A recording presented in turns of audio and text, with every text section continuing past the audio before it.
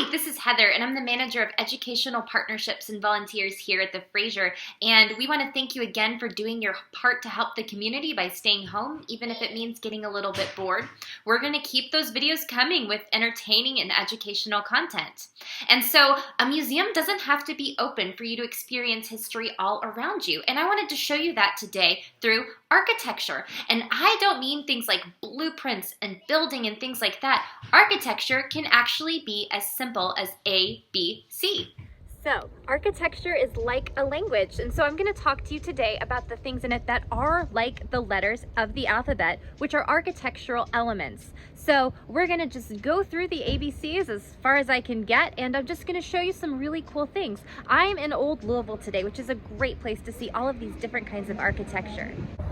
I'm going to start simple. A is for arch, and so I'm standing here in front of the West End Baptist Church at the corner of 4th and Magnolia in Old Louisville, and you can see right here these three arches that look like upside down U's. So B is a word you may have heard before, especially during March Madness, and that word is bracket.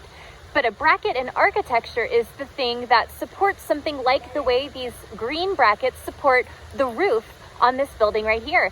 Do you see them? I see 1, 2, 3, 4, 5, 6, 7, 8 brackets. The next letter of the alphabet is C, and C is for columns. You can see the columns on the porch of this house. There are different kinds of columns that you can research.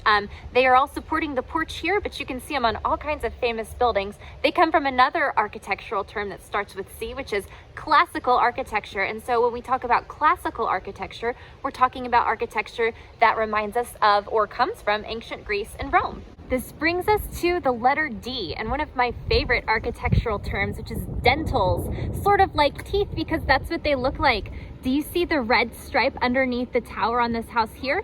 That is known as a dentil. It's spelled D-E-N-T-I-L-S, and you'll see that on lots of buildings from the late 19th and early 20th century. E stands here for Elizabethan architecture.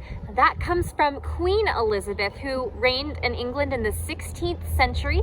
And so as you can see here, this house sort of looks like a Tudor house in 16th century England. And that was a big architectural trend. Lots of people wanted their houses to look like that a little bit over 100 years ago. And some people would redo their houses in the Tudor style to get them right in style and with the current architectural trends, even if their house was a little older. The letter F, and that stands for facade. Facade is the front of a building where you can see the doors and the windows, and you can see this building right here on the corner of 4th and Belgravia has one of the most beautiful facades in all of Old Louisville.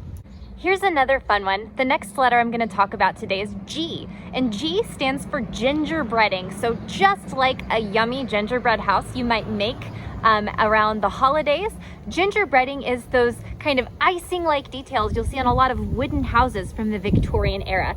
So if you see the white wood here, that's gingerbreading. The last architectural term I'm going to talk about today is the letter H, and that is harmony. So harmony in architecture is a lot like harmony in music. It's how the elements of a building can come together to complement and create the word of a building with all of its unique architectural elements that are like those letters. Or in some cases, these four buildings can create harmony with each other.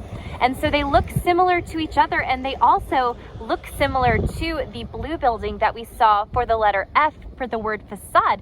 They are right behind that building, and legend has it they were all built at the same time by the same person, and these four houses existed for his children to live in.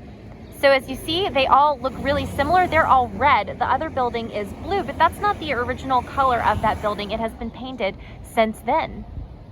So there you have it, the ABCs and D, E, F, G, H of architecture. So why don't you try going out for a walk in your community and seeing what sorts of history and architectural elements you can find? Please share it with us on our socials, and until I can see you in real life, I will see you virtually. Have a great day.